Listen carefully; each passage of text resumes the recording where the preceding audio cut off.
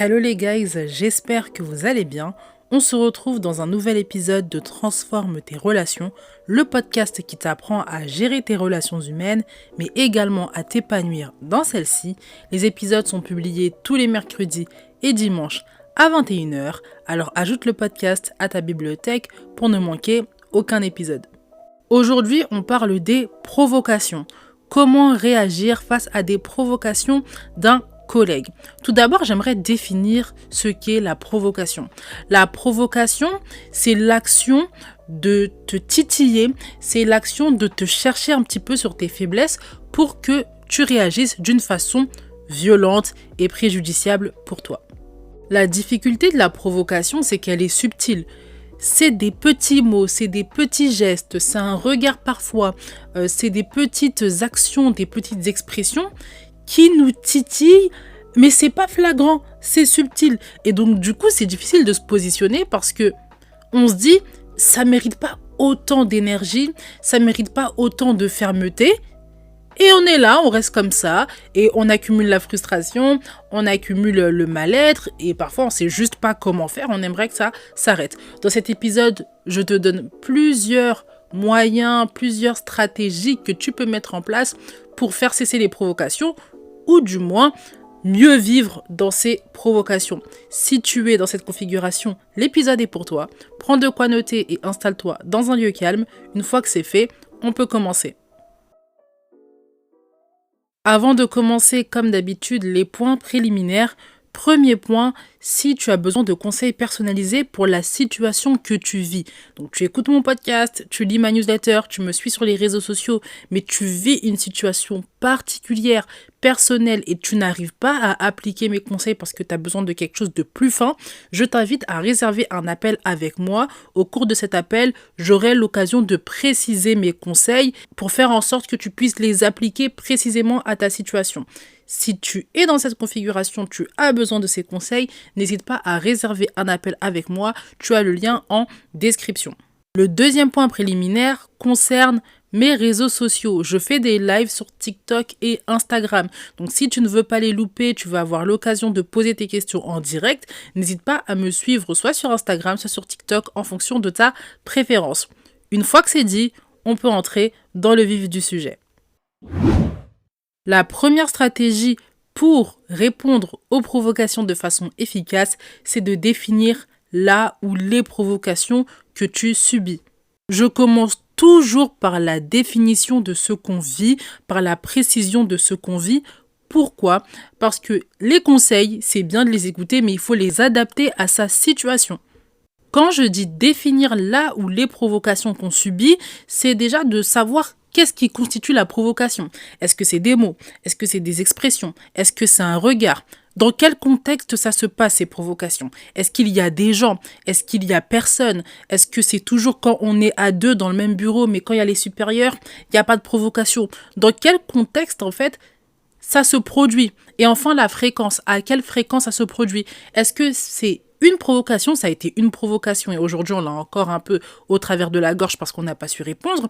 Est-ce que c'est des provocations tous les jours ou est-ce que c'est des provocations qui vont arriver toutes les semaines ou quand il y a un événement ou tous les mois ou vraiment de temps en temps ? Plus les provocations sont lourdes, c'est-à-dire que c'est un ensemble, des mots, des regards, le contexte, ça se passe dans plusieurs contextes et ça se passe fréquemment, plus il va falloir être sévère dans sa manière de répondre. Moins c'est fréquent, moins c'est lourd et plus on va pouvoir répondre de manière moins ferme, je dirais. Pourquoi cette façon de penser ? Simplement parce que l'impact, les conséquences des provocations lourdes ne sont pas les mêmes que des provocations plus petites. Les deux ont des impacts, mais une provocation lourde qui arrive tout le temps dans n'importe quel contexte, avec une personne qui n'a pas envie d'arrêter, qui ne s'arrête pas, qui n'a pas de frein, ça peut vraiment causer de gros dégâts psychologiques, de gros dégâts au niveau de son bien-être. Là où des petites provocations ou des provocations qui ne sont pas très récurrentes, on peut plus facilement passer au-dessus. Je ne dis pas que ça n'a pas de conséquences, mais les conséquences sont moindres. Pour reformuler, plus les provocations sont lourdes, plus il y a urgence d'agir. Je précise à nouveau, ça ne veut pas dire que pour les petites provocations, on ne va pas agir, mais on ne va pas agir de la même manière. Donc, prends le temps de définir comment on te provoque concrètement. Donc, les faits, concrètement, le contexte et la fréquence. Et ne minimise rien. C'est pas parce que t'aimerais être moins touché que les provocations que tu subis ne sont pas graves. Et d'ailleurs, même si t'es pas si touché que ça, ou tu t'en sors plutôt bien, c'est quand même important d'agir de manière ferme face à ce type de provocation pour envoyer un message, pour envoyer un signal à la personne qui s'amuse à les faire. Ce ou cette collègue qui provoque à longueur de journée doit comprendre qu'avec toi, ça ne passe pas, qu'avec toi, il y a des actions prises. Donc ne te fie pas à tes sentiments dans les deux sens. Dans le sens où tu veux minimiser parce que tu as un peu honte de trop ressentir, et dans le sens où si tu te dis, bon, en vérité, j'arrive à bien le vivre. La vérité, c'est que si c'est vraiment lourd, cette personne, elle doit comprendre qu'avec toi, ça ne va pas durer. Tu vas pas pousser la corde ou pousser jusqu'au bout, en fait. Tu ne sais pas combien de temps tu pourras résister aussi. Donc, c'est très important pour toi de mettre en place des actions qu'on verra juste après. Donc la première stratégie pour répondre aux provocations de façon efficace, c'est de définir la ou les provocations. Deuxième stratégie pour répondre aux provocations de façon efficace, c'est de dire à ce collègue que tu n'aimes pas ces provocations. Donc concrètement, on a défini ce qu'était la provocation, on a défini ce qu'on n'appréciait pas, des mots, des expressions, des regards, des gestes déplacés. On sait à quelle fréquence et dans quel contexte ça se produit. Donc on est préparé. On sait que demain ou dans 2 semaines ou quand il y aura un événement en particulier, cette provocation va se manifester. Lorsque cette provocation se manifestera à nouveau, on dira clairement à ce collègue ou à cette collègue qu'on n'apprécie pas, qu'on n'aime pas ce mot, cette expression, ce geste. Pour ce type de cas de figure, on ne passe pas par 4000 chemins. Tu n'aimes pas un mot, tu n'aimes pas une expression, tu le dis.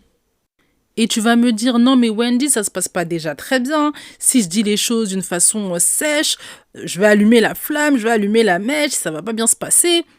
Le collègue qui te provoque, c'est lui qui allume la mèche. La collègue qui te provoque, c'est elle qui cherche à te faire réagir de façon violente. Mais si tu as anticipé, d'où l'importance du premier point, définir la provocation, définir les provocations. Si tu as anticipé, tu sais à quel moment ça va se passer. Tu as déjà anticipé dans ton esprit, donc tu ne seras pas prise au dépourvu. Et à ce moment-là, tu pourras dire les choses de façon ferme, mais calmement. Aussi, l'important, c'est de rappeler à ce collègue que toi, tu n'as pas le temps de t'embrouiller, tu n'as pas le temps de lancer des piques. S'il y a un problème, on peut en discuter de façon adulte. Et si pour le moment, on n'en est pas capable, l'un comme l'autre, qu'on prenne le temps en fait. Chacun de notre côté, qu'on ne se parle pas, qu'on fasse tout pour ne pas se croiser, et avec le temps, peut-être que les choses se désamorceront. En fait, ce collègue, ce que tu essaies de lui faire comprendre, c'est que déjà, il ne va rien gagner s'il continue de te provoquer. Parce qu'on se souvient de la définition, provoquer quelqu'un, c'est chercher à faire réagir cette personne de façon violente. Mais si toi, déjà, dans ta manière de dire que tu n'aimes pas cette provocation, tu es calme, tu te gères, il va finir par comprendre que ça ne sert à rien, en fait, avec toi, de te titiller. D'autant plus si après tu sais rester professionnel. Donc tu prends tes distances, tu ne parles pas avec ce collègue, t'évites les pauses, etc. Parce qu'on n'est pas des amis, c'est une personne qui clairement cherche à te faire réagir de façon violente. Donc tu prends tes distances, mais tu sais rester professionnel. Avec le temps, ce collègue finira par arrêter ses provocations. L'important de s'exprimer, de parler quand tu n'aimes pas une provocation, c'est de montrer un signal. Montrer à cette personne que yes, t'as vu dans son jeu et que tu ne vas pas rentrer dedans. Et c'est aussi un signal qu'on s'envoie à soi-même, un signal qu'on peut s'affirmer, un signal qu'on peut poser des limites, un signal qu'on s'impose. Ça va te donner de la confiance pour de prochaines situations. Si tu arrives à le faire maintenant, dans de prochaines circonstances, tu réussiras aussi et tu te sentiras plus à l'aise dans tes relations parce que si il y a des bas, tu vas pouvoir y faire face.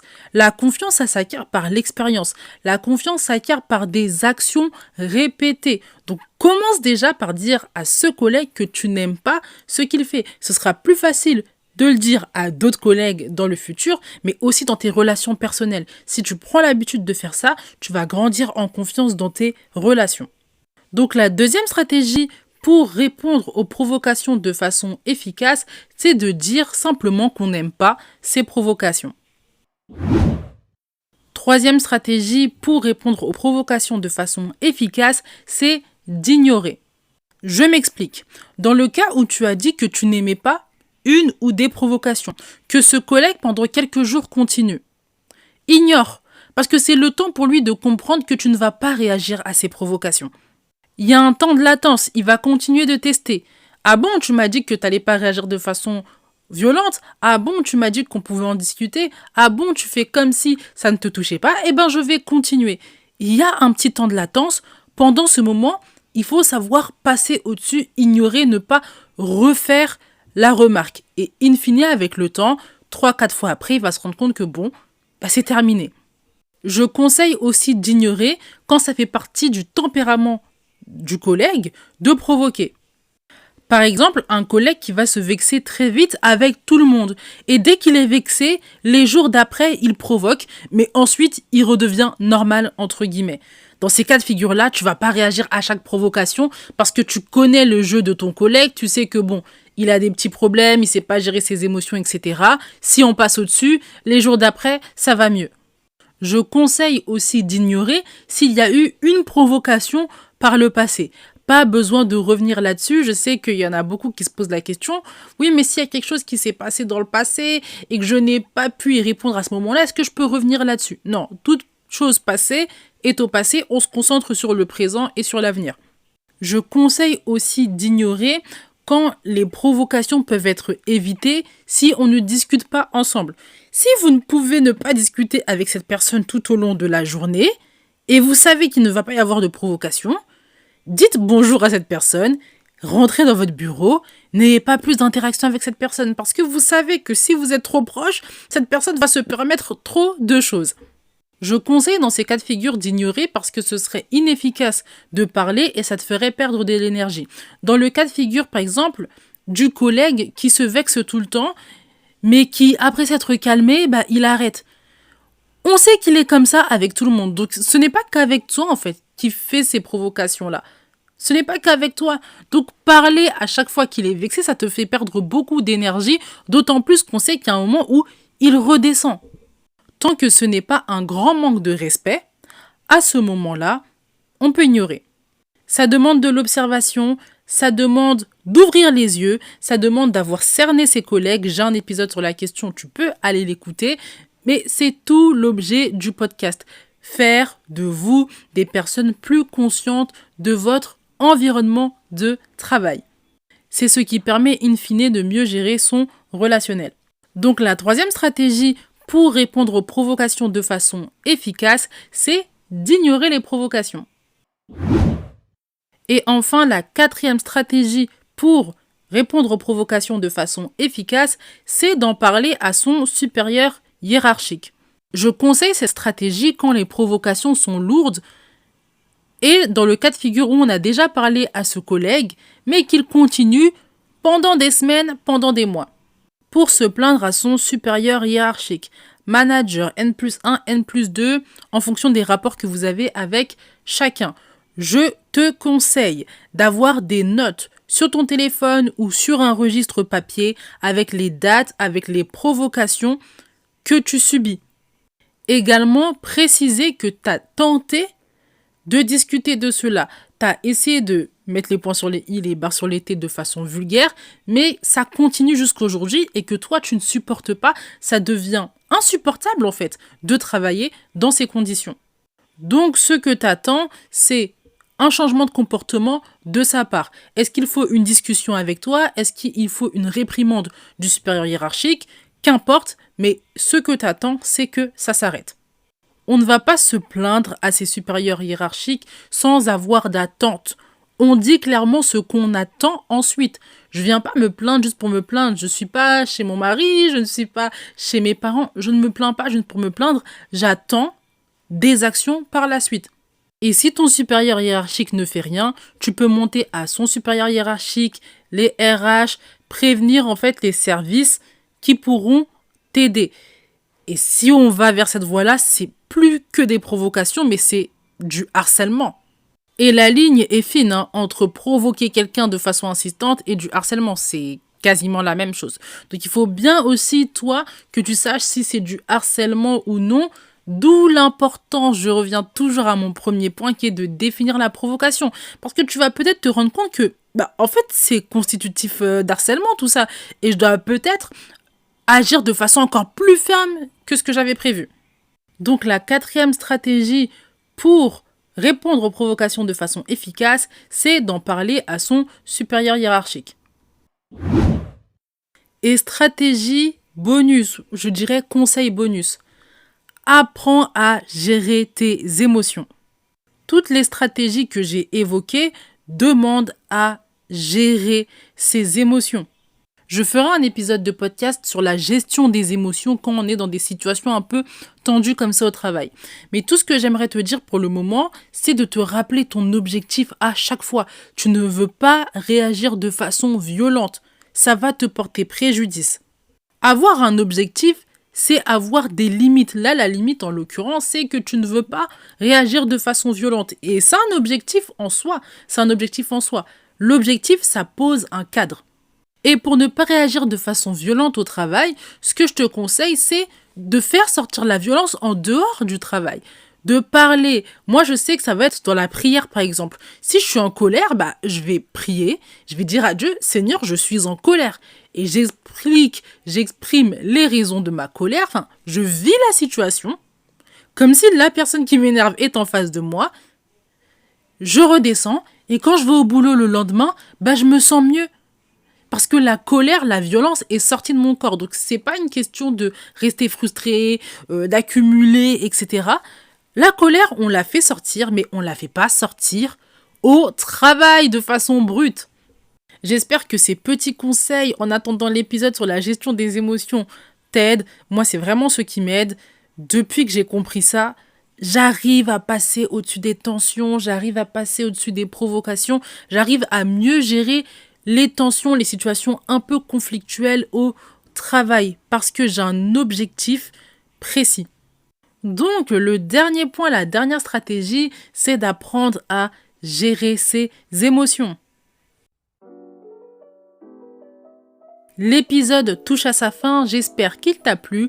On a vu ensemble 4 stratégies à considérer pour répondre aux provocations de façon efficace. Définis là où les provocations. Après avoir fait ça, choisis la stratégie qui est la plus adaptée. Si l'épisode t'a aidé, je t'invite à mettre les étoiles et également à partager l'épisode.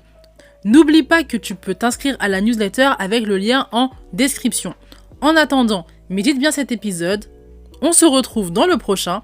Prends soin de toi. Bye!